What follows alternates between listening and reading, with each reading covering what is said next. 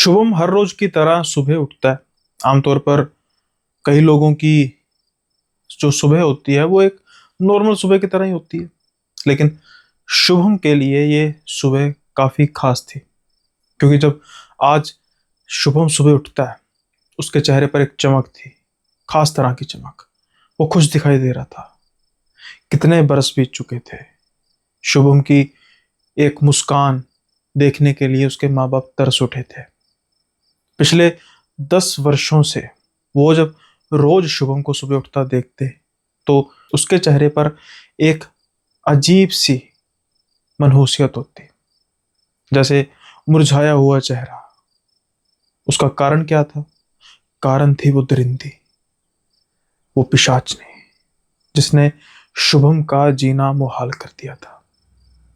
आज पूरे 10 वर्ष बाद जब शुभम उठता है, तो वो ये अपने माँ बाप को बताता है कि वो कल रात को नहीं आई, कल को वो नहीं आई। जैसे ही उसके माँ बाप ये सुनते हैं, तो मानो जैसे उनकी आंखों से खुशी के आंसू निकल जाते हैं। लेकिन हो सकता है कि ये महज एक वहम हो। क्या कहीं शुभम को आदत तो नहीं पड़ चुकी है? लेकिन जब लगातार 3-4 दिन ऐसा होता है, तो फिर तसल्ली होती है। लेकिन वो कौन सी दरिंदी थी, वो कौन सी पिशाचनी थी, जिसकी वजह से शुभम ने 10 साल झेला? ना सिर्फ शुभम ने, बल्कि उसके माँ बाप ने, या यूं कहें कि ना शुभम ने, ना उसके माँ बाप ने, बल्कि उसके कई रिश्तेदारों ने, जिनकी कोई गलती तो नहीं थी, लेकिन चाहते ना चाहते हुए भी शुभम की इस हाल की वजह वो बने। इससे पहले आज का किस्सा शुरू करें, आपसे गुजारिश है कि लाइक शेयर सब्सक्राइब का बटन जरूर प्रेस कर दीजिएगा। लाइक करते ही आपको हाइप का बटन शो करेगा कमेंट सेक्शन में, तो आप उसको प्लीज़ प्रेस कर दीजिएगा। इससे वीडियो को प्रमोशन मिलता है। और अब चलते हैं हम किस्से की ओर। किस्सा शुरू होता है 10 साल पहले, मध्य प्रदेश का एक गांव। शुभम तो वैसे अपने माँ बाप के साथ शहर में रहता है, लेकिन गांव में आने की एक खास वजह थी।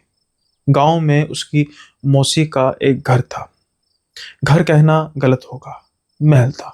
बहुत बड़ा महल, कई एकड़ में फैली हुई जमीन, बीचों बीच घर, और आसपास फलों सब्जियों के खेत, जानवरों के शेड। मनमोहक दृश्य था सब कुछ। अब कई बरस हो चुके थे, कई साल बीत चुके थे, कई दशक बीत चुके थे।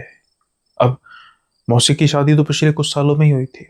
उनके पति के पिताजी काफी बरसों से यहाँ पर रह रहे थे। अब जब उनकी शादी होती है, तो फिर रिश्तेदार वैसे तो जो लड़की वाले होते हैं, क्योंकि मौसी थी, कम ही आते जाते हैं। लेकिन जैसे जैसे जमाना बदलता जा रहा है, वैसे वैसे लोगों की सोच भी बदल रही है। अब उनके जो मौसा जी हैं, यानी मौसी जी के पति, बहुत बढ़िया स्वभाव, हंसने खेलने वाले, घुलने मिलने वाले। लेकिन जब भी ये बात होती कि, यानी उनकी मौसी ये बात करती कि उनके रिश्तेदार यानी उनकी बहन भाई कुछ दिनों के लिए यहाँ पर रहने आना चाहते हैं, तो मानो जैसे उनका मुंह ही बन जाता। वो आनाकानी करते, वो टालते। किस बात से मौसी को नहीं पता था, लेकिन हर बार का यही खेल था। अब कुछ समय बीतता, कुछ महीने बीतते हैं, कुछ साल बीतते हैं। ये सिलसिला चलता रहा, और इनकी मौसी भी अपने पति से ज़्यादा कुछ इसके बारे में बहस कर नहीं सकती थी, ज़्यादा बात हो नहीं सकती थी। लेकिन कई बार क्या इंसान होता है कि उसके मुंह में कुछ ऐसी बात निकल जाती है कि, जैसे कहते हैं, बात पकड़ी गई बस। एक बार वैसे ही इनकी मौसी इनकी माँ से बात कर रही थी, शुभम की माँ से, और गर्मी की छुट्टियां शुरू हो चुकी थी। अब जैसे नॉर्मल बातें चलती हैं कि हाँ अब कहाँ जाने का प्रोग्राम है। अरे यार सच कहूँ तो मेरा तो दिल करता है कि मैं तुझे यहाँ पर आपको बुलाऊं, हमारे गांव में। हमारा घर भी कोई हिल स्टेशन से कम थोड़ी ना है। हरियाली खूब, बिल्कुल साफ आबो हवा, आपके शहर से तो कई गुना साफ।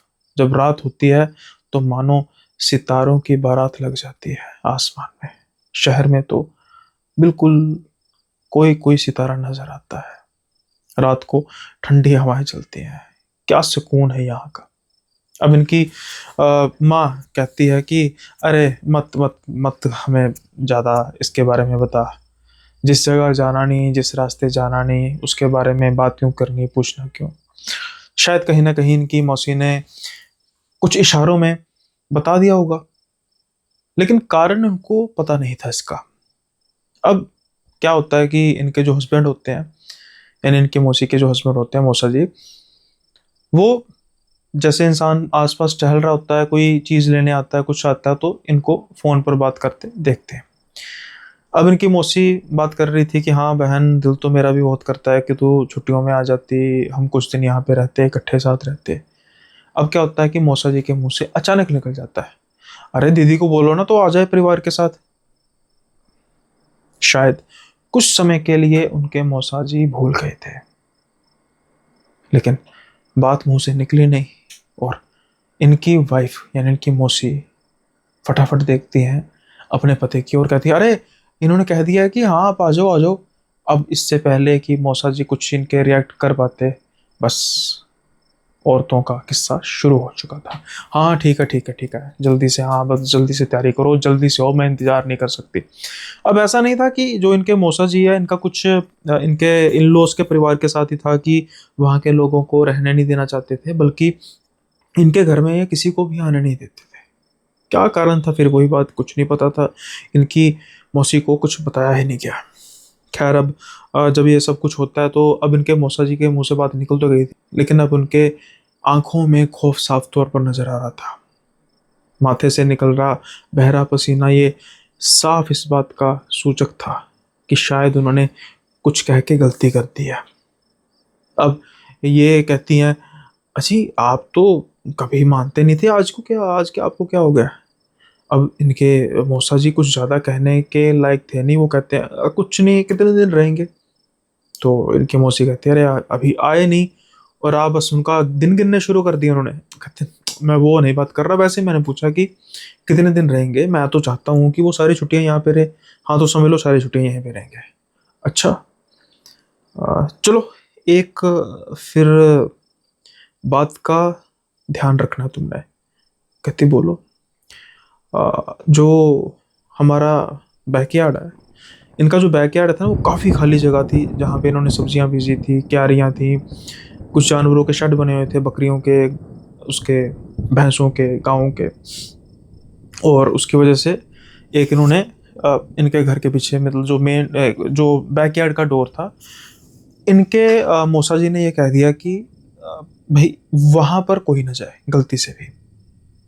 रात को दूर की बात, दिन के समय में भी वहाँ पर कोई ना जाए। अब जब ये सब कुछ होता है तो भाई ये हैरान रह जाते हैं कि मतलब अब वो आएंगे तो वो बात कर रहे हैं कि देखने की, तो मैं उनको क्या कहूँगी। तो इनका मौसा जी कहते हैं कि मैंने कह दिया ना, वहां पर कोई नहीं जाना चाहिए। कारण तो बताओ। अरे वहां पर जानवर होते हैं, कई बार सांप भी निकलते हैं, किसी को डस लिया तो अच्छे रहोगे, फिर देख लेना सब कुछ जो देखना है। खैर बात तो लॉजिकल थी, सोचती हैं कि हाँ ये भी बात ठीक है, तो ये सोच के ज्यादा ये बहसबाजी करती नहीं है। और उसके बाद फिर इंतजार होता है, यानी शुभम के, उनकी माँ के आने का। पिताजी को तो जॉब वगैरह है, उनको कौन सी छुट्टी होती है। खैर इनके शुभम और इनकी माँ इनके मौसी के गांव पहुंचते हैं, और जैसा इनकी मौसी ने बयां किया था उससे कहीं बढ़कर था वो। बहुत बढ़िया घर। वैसे तो देखा था, इनकी माँ ने देखा हुआ था पहले, लेकिन जब शादी में एक बाद एक आधी बार इंसान आता तो सेम डे चले जाता है, लेकिन आज तसल्ली से इस घर को देखना होगा। आंखें चकाचौंध हो गई, खुशी हो रही थी कि मेरी बहन बहुत अच्छे घर में ब्याही है, और साथ के साथ ही पति भी बहुत अच्छा मिला है। सिर्फ एक बात की जो थी अजीब से तरीके की, एक अनडिस्क्लोजर था कि भाई आने क्यों नहीं दिया जाता। मतलब ऐसा नहीं था कि बिल्कुल साफ तौर पे मना था, लेकिन हाव भाव से पता लग जाता है। लेकिन आज तो वो भी मिथ टूट चुका था, वो साक्षात अपनी बहन के घर में थी। आओ भगत होती है, खूब आओ भगत होती है। अब इनके जो मौसा जी थे, ये चार भाई थे। माता पिता कई साल पहले गुजर चुके थे, और जो तीन भाई थे उनका गांव में ही दूसरी जगह पे घर था। उनका कहना था कि उनका दिल यहाँ पे नहीं लगता, लेकिन सिर्फ और सिर्फ मौसा जी यहीं पे रुके, उनके भाई चौथे भाई यहीं पे रुके, वो नहीं यहाँ से गए। क्या कोई कारण था, या फिर सिर्फ इस घर से लगाव था, इस घर से प्यार था? खैर इस बात का तो पता नहीं, या फिर यूं कहें कि इस बात का आगे जाके पता लगेगा कि कारण क्या था। जैसे मैंने कहा कि खूब आवभगत होती है, और उसके बाद फिर रात का खाना हो गया, और मौसा जी फिर इनको, इनकी मौसी को एक बार याद दिलाते हैं कि बैकयार्ड में नहीं जाने देना। अब मौसा जी ने दिन के समय में अपने काम पे चले जाना, पीछे इन दोनों लेडीज ने बातें करते रहना, और बच्चे सिर्फ यही थे, इकलौते बच्चे। अब इनका खेलने का क्या था, जो भी खिलौने वगैरह होंगे उनसे खेल रहे थे, उसके अलावा कुछ नहीं था। एक दो दिन बीतते हैं। अब क्या होता था कि छत से तो जो सारा बैकयार्ड था वो दिखाई देता था, और जो बेहद लुभावना था। दूर से जो छोटी छोटी बकरियां दिखाई देती थी, शेड के नीचे भैंसें दिखाई देती थी, इनको बहुत देखने में अच्छी लगती थी, लेकिन जा नहीं सकते थे, ये स्ट्रिक्टली मना किया गया था। लेकिन बच्चे क्या किसी बंधन से बंधे होते हैं? उनको सिर्फ एक मौका चाहिए होता है, मौका मिलते ही वो बंधन से आज़ाद होते हैं, और फिर जिस काम के लिए खास तौर पर मना किया जाता है वही काम करते हैं। शुभम ने भी वही काम किया। शाम का समय हो चला था। इनकी माँ और इनकी मौसी कोई अपनी बातें वगैरह कर रही थी इधर उधर की। अब ये बोर हो चुके थे 3-4 दिन में। अब कोई और खेलने वाला हो तो समझ में आता है क्या करें, घर भी सारा देख लिया था अच्छे से, और क्या करते। अब ये ध्यान देते हैं उस दरवाजे की ओर। वो बड़े गौर से देखते हैं कि दरवाजे पे तो सिर्फ कुंडी लगी है, ताला नहीं लगा। किसी को क्या पता लगेगा।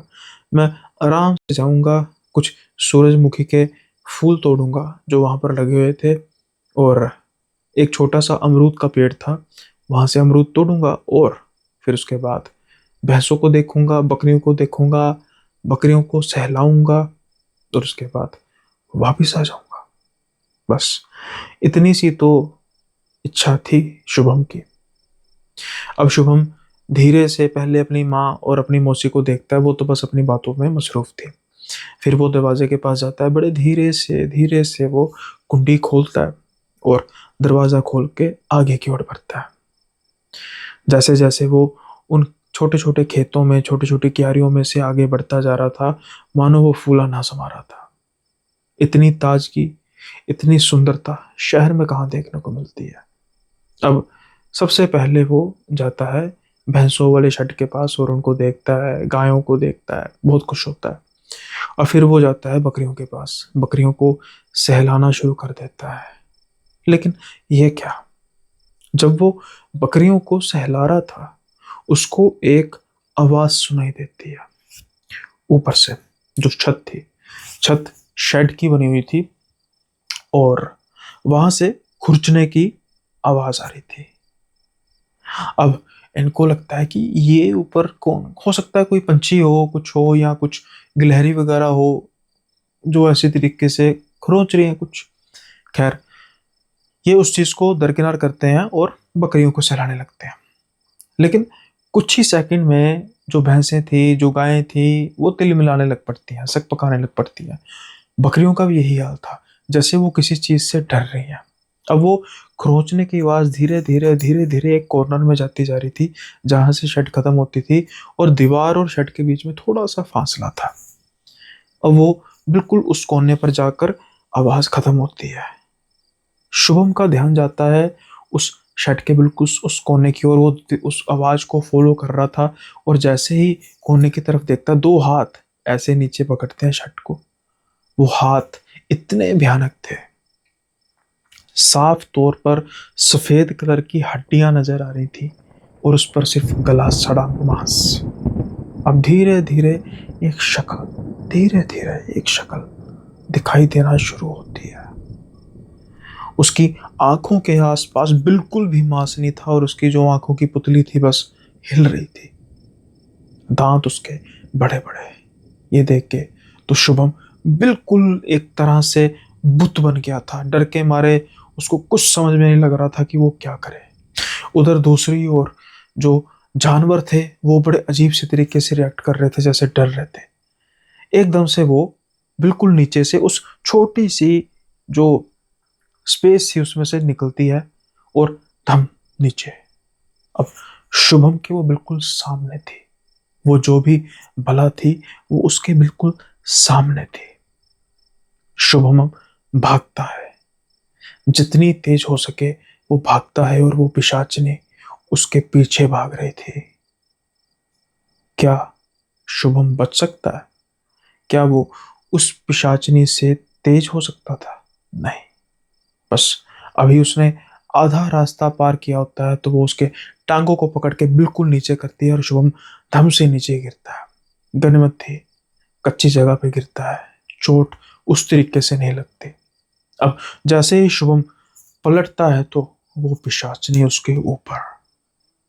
जैसा चेहरे का वर्णन मैंने कर दिया वैसे जब वो हंसती है तो उसके दांत बड़े बड़े बाहर आते हैं। शुभम को अपनी मौत साफ तौर पर दिखाई दे रही थी।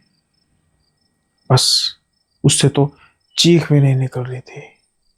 लेकिन एक कहावत है ना, जाको राखे साइयां मार सके ना कोई। अचानक से कुत्तों की आवाज आती है, और दो कुत्ते भौंकते हुए शुभम की तरफ आते हैं। जैसे ही वो कुत्तों को देखती है, वो बस जिस रास्ते से आई थी उसी रास्ते से वापस भागती है। ये इनके मौसा जी के पालतू कुत्ते थे। गनीमत थी वो बंधे नहीं हुए थे। खुशकिस्मती थी कि उन्होंने देख लिया और वो शुभम को बचाने के लिए आ गए।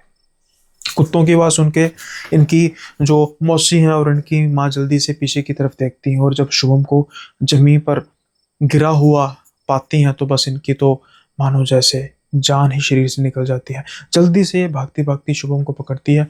शुभम बिल्कुल सदमे में था। वो ना बोल रहा था, वो ना हंस रहा था, वो ना रो रहा था।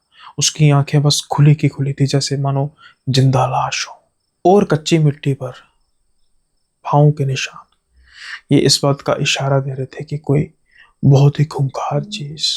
क्या जानवर? वो जानवर के बिल्कुल नहीं लग रहे थे, वो उसके तो बिल्कुल नहीं लग रहे थे। जल्दी से शुभम को लेकर जाया जाता है। तब तक उनके मौसा जी को पता लग जाता है। जल्दी से गाड़ी में उनको हॉस्पिटल में लेकर जाया जाता है। ट्रीटमेंट कराई जाती है। जो हल्की फुल्की चोटें लगती हैं उसका इलाज तो हो जाता है, लेकिन जो चोट शुभम के मन में लगी थी, जो छाप उसके दिमाग में छप चुकी थी, उसके चेहरे की, भयानक चेहरे की, उस पिशाचिनी के, उसको कैसे डॉक्टर मिटा सकते थे? शुभम का जीवन अब बदल चुका था। अगली सुबह शुभम को लेकर आया जाता है घर वापस।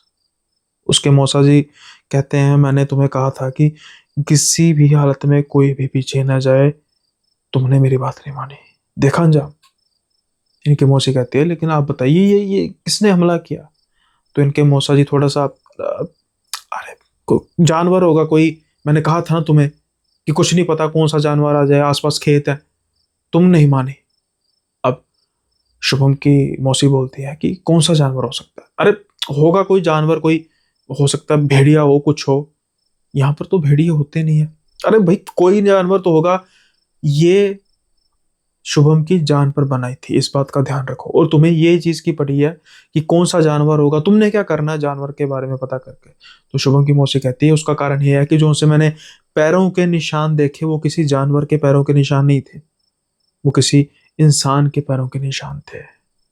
वो इंसान के हाथ के पंजों के निशान थे, जैसे कोई इंसान जानवरों की तरह भाग रहा हो। अब शुभम के मौसा जी थोड़ा सा हिचकिचाते हैं। उनकी आवाज ये साफ तौर पर बता रही थी कि वो कुछ छुपाने की कोशिश कर रहे हैं। उनकी नजरें उनकी पत्नी से मिल नहीं रही थी। वही दूसरी ओर शुभम की माँ वो दोनों को चुप कराते हुए कहते हैं कि अभी मेरे बेटे का ध्यान दे ले, तुम दोनों बाद में लड़ लेना। अब इससे पहले कुछ ज्यादा हो, मुझे लगता है हमें यहां से चले जाना चाहिए। इसको ये बात सुनकर इनके मौसा जी ने तो कोई जवाब नहीं दिया, लेकिन इनकी मौसी जी कहते नहीं दीदी, मैं आपको बिल्कुल नहीं जाने दूंगी। कुछ नहीं होता, अब हम ठीक है, हमारी भी गलती थी, हमने ध्यान नहीं दिया और उसका हर्जाना भुगतना पड़ा, लेकिन कोई बात नहीं। अब शुभम जब बिल्कुल ठीक होगा हम तभी उसको जाने देंगे। लेकिन मौसा जी फिर भी चुप थे।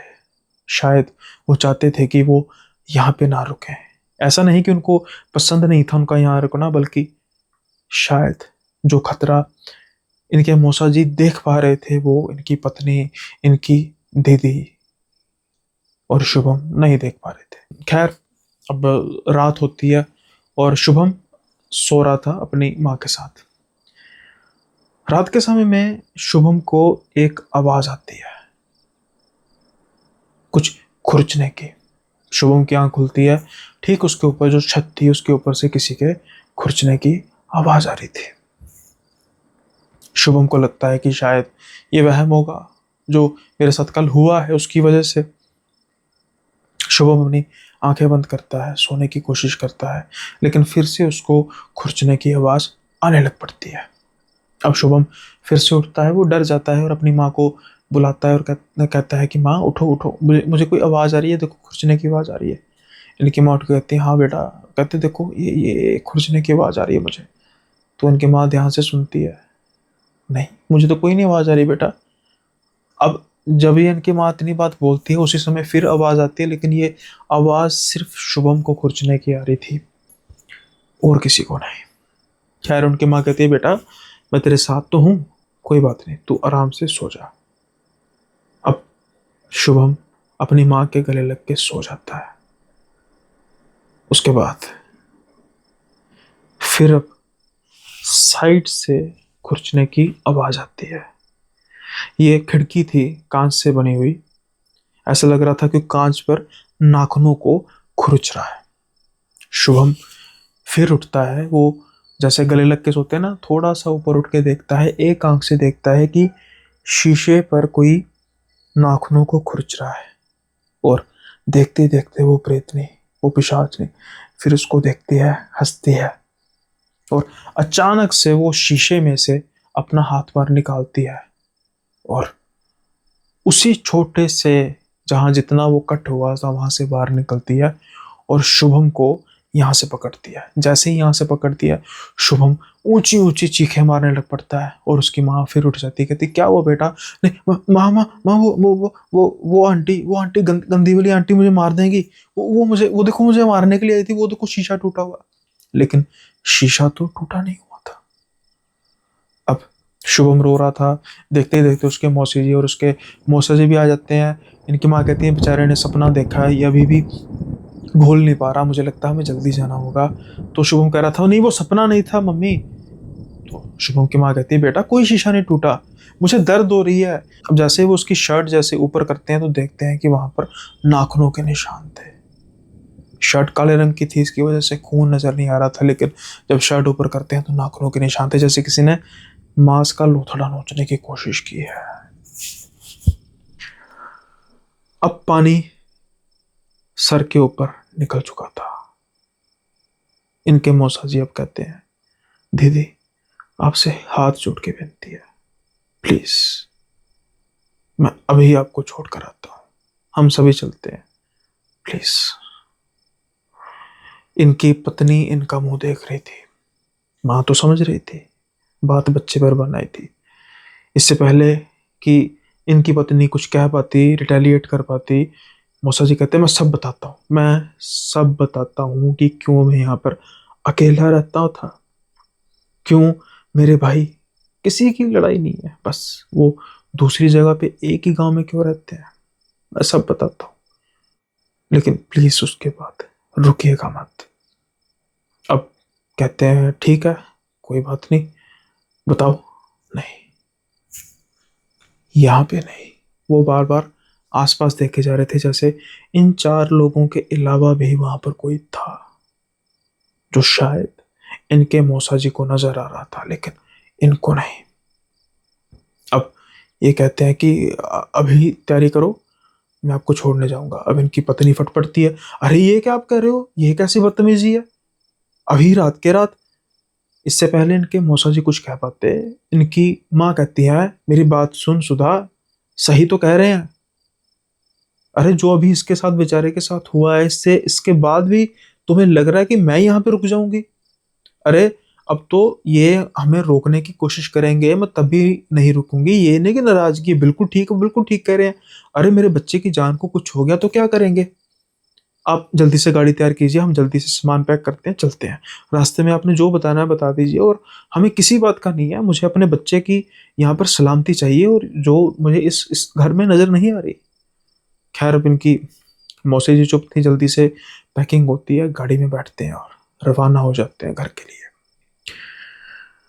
अब जैसे इनकी आंख बंद थी, प्रिटेंड कर रहे थे कि ये सो गए होंगे, शायद कुछ बातें बच्चों के सामने करने वाली नहीं होती, लेकिन अब ये बातें कर रहे थे और ये सभी बात सुन रहे थे, क्योंकि उस समय इनकी उम्र कुछ 10 बरस के आसपास तो थी, कुछ थोड़ा बहुत समझदार थे। अब रास्ते में इनके मौसा जी किस्सा बताते हैं, सारे का सारा क्या हुआ, क्या है इस घर का इतिहास, क्यों वो इस घर में अकेले रहते हैं, क्यों उनके भाई जिनके साथ इनकी किसी तरीके की कोई लड़ाई नहीं, बल्कि एक दूसरे पर जान निछावर करते हैं, उसके बावजूद भी क्यों यह उनके साथ नहीं रहते। खैर, अब इनके मौसा जी बात करनी शुरू करते हैं। इनके मौसा जी कहते हैं कि ये घर मेरे दादाजी ने बड़े चाव से, बड़ी रीत से बनवाया था। घर क्या महल ही है, तुमने देखा है। लेकिन जब हमारे घर की सारी तैयारी हो रही थी और जहाँ पर जानवरों के शेड है ना, वहाँ पर जब खुदाई चल रही थी, तो हमें कुछ हड्डियाँ दिखाई देती है। एक बक्सा पहले दिखाई देता है, फिर जब बक्से को खोला जाता है, उसमें से कुछ हड्डियाँ दिखाई देती हैं।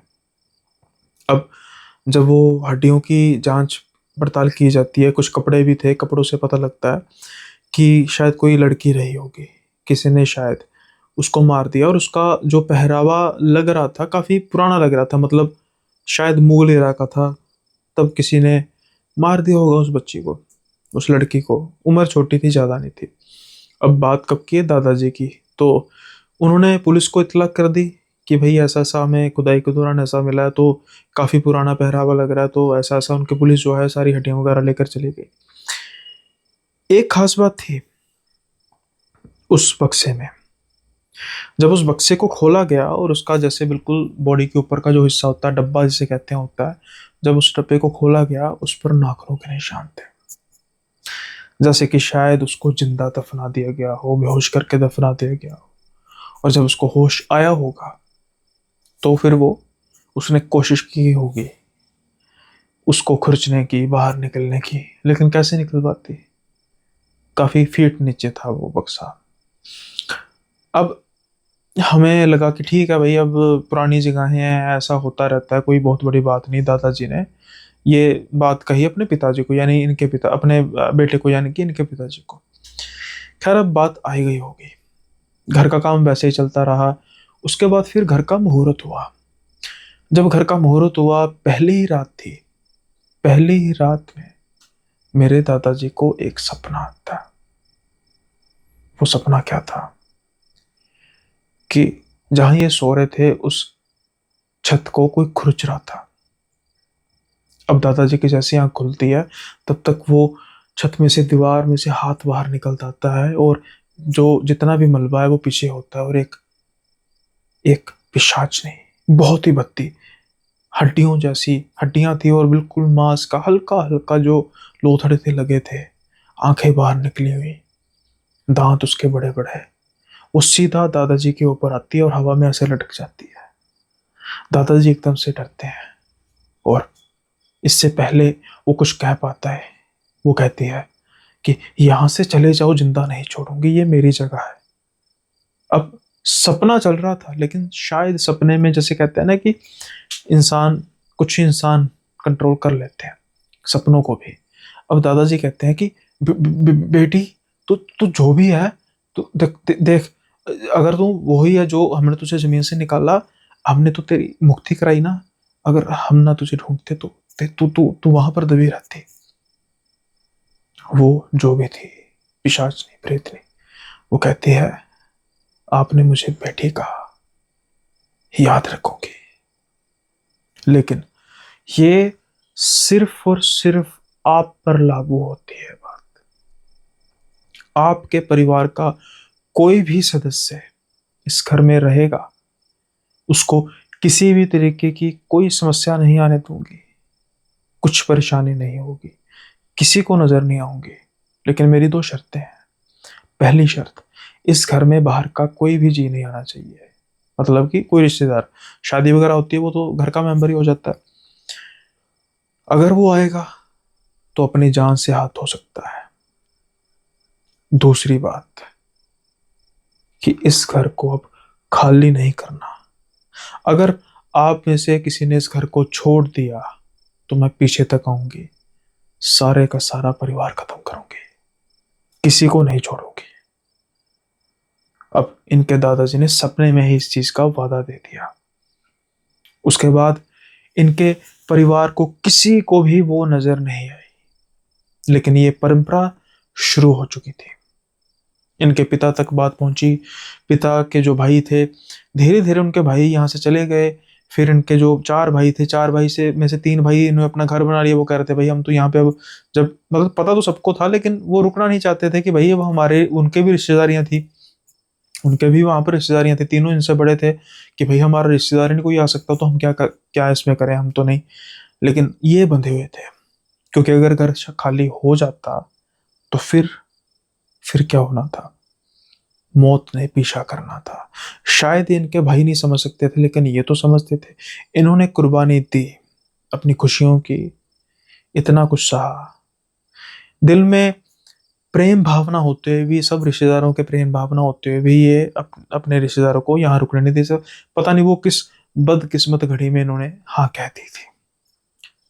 और वो प्रेतनी हावी होगी शुभम पर। जब ये बात सुनती हैं इनकी मौसी, इनकी माँ और ये खुद भी, ये तो मानो बस इनके मुंह खुले के खुले रह जाते हैं कि आप इतनी देर से ये बात को छुपा कर बैठे थे। हम ना जाने आपके बारे में क्या क्या सोचते रहे कि कैसे इंसान है जो अपने रिश्तेदारों को अपने घर में नहीं आता देख सकते। लेकिन इसका कारण ये था, ये आपकी खुदगर्जी नहीं बल्कि आपकी कुर्बानी थी, आपका बलिदान था कि आप अपने भाई जो थे उनको भी रहना चाहिए था, लेकिन उन्होंने वो निकल लिए। हो सकता है अगर आप पहले जाते आपके भाई न जा पाते, लेकिन अगर वो भी चले जाते तो फिर मौत आती। लेकिन आपने सबकी सलामती की खातिर अपने रिश्तेदारों का एक तरह से आपने खंडन कर दिया। इनकी माँ और इनकी मासी की आंखों में आंसू थे। अब शायद जो गुस्सा इनकी मासी को अपने पति पर था वो जाता रहा। सच्चाई सबके सामने आ चुकी थी। लेकिन बात यहीं पे खत्म नहीं होती।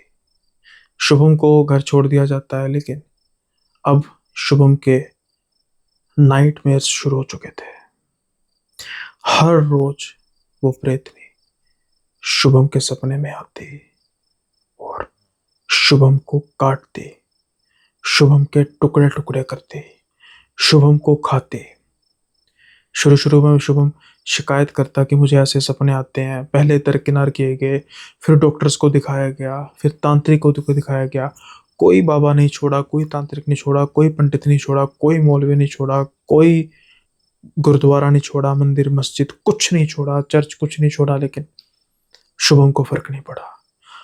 अगले 10 साल, 10 साल शुभम हर रात ऐसे सपने देखता। किसी सपने में उसको किसी तरीके से काट रही है, किसी सपने में उसका पीछा कर रही है, किसी सपने में उसके साथ खेल रही है। मतलब उसकी शिकार, जैसे शिकारी शिकार के साथ खेलता है वैसे।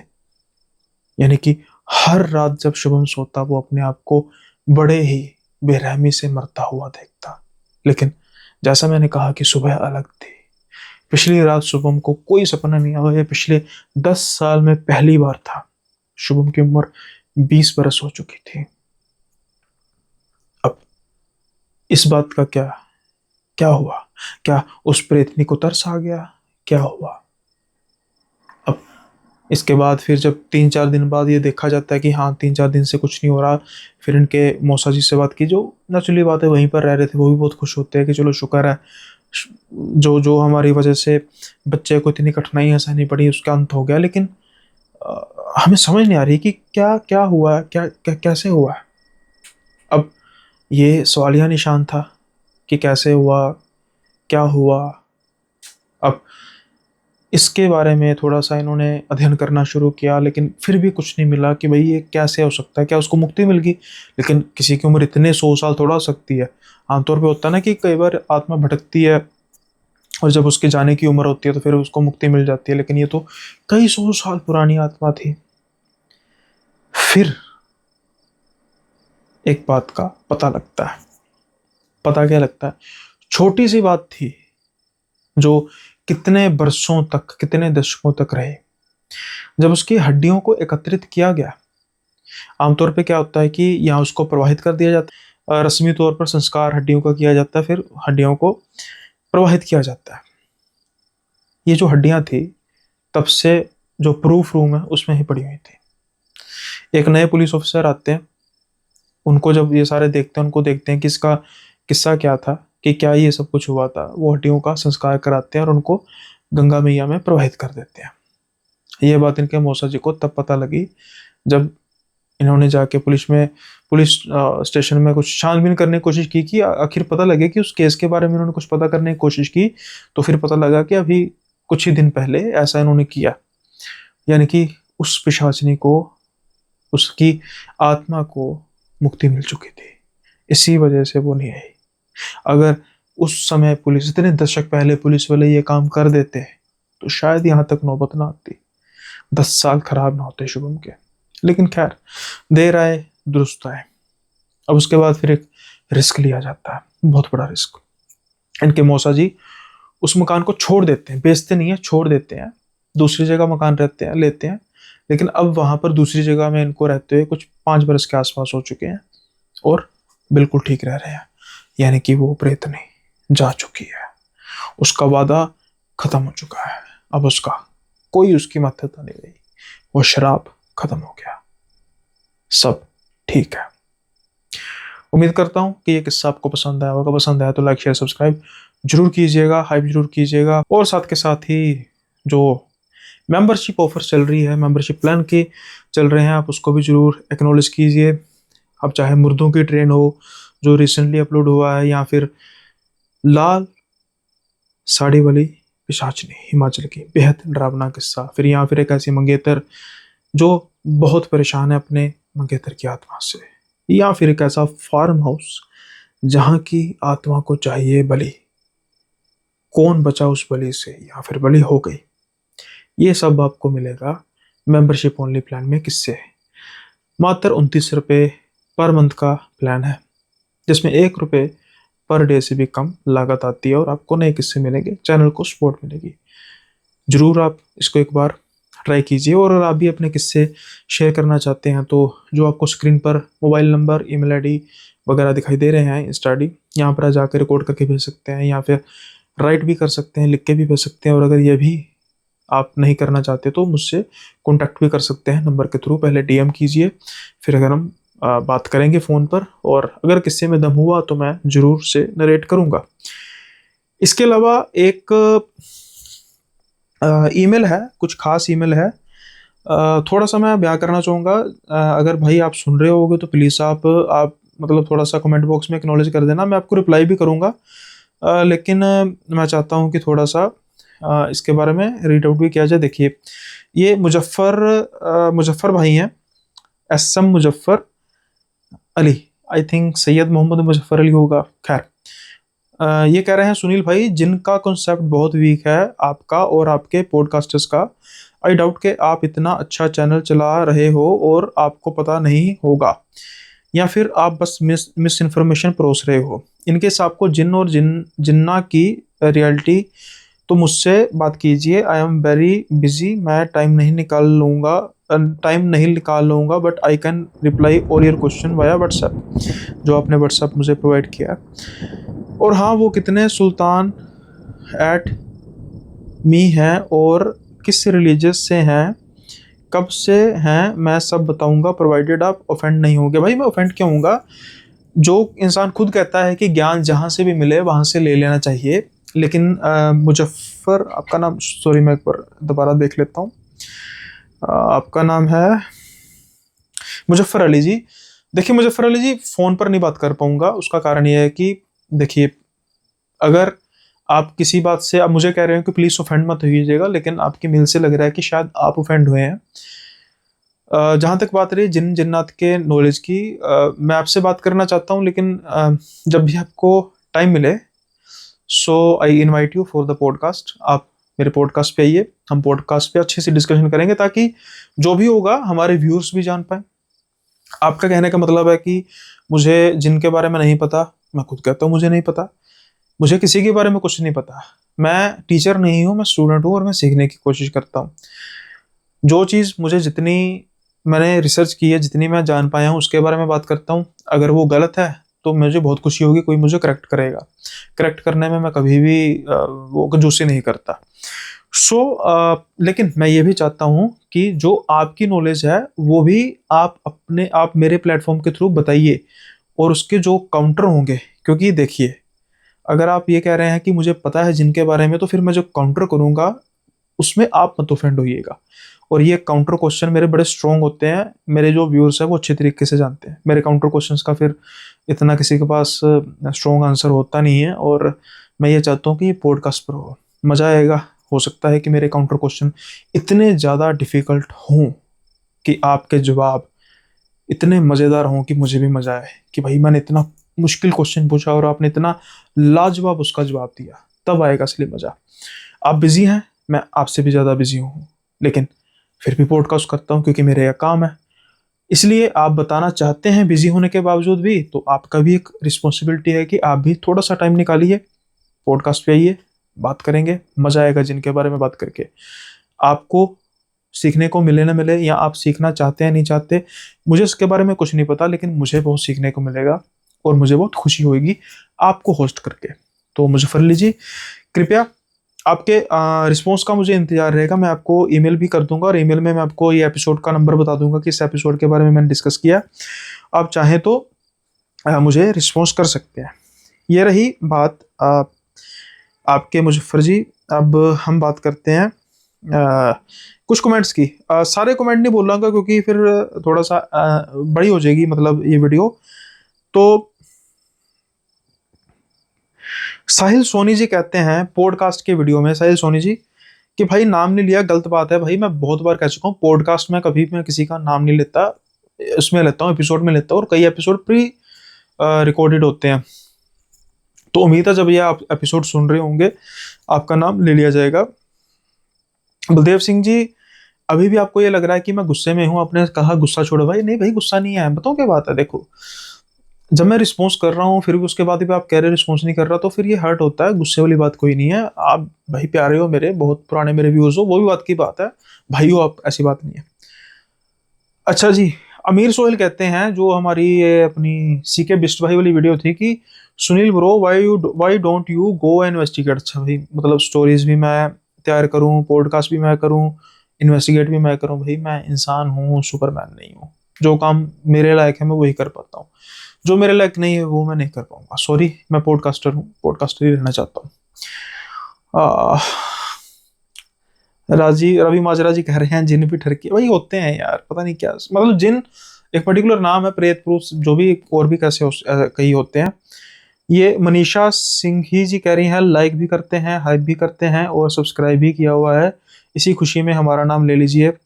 बिल्कुल जी, आपका नाम ले लिया मैंने, मनीषा जी। एंड देन अमीर सोहेल जी कह रहे हैं the second story was good and funny, 9 of them got beaten while running.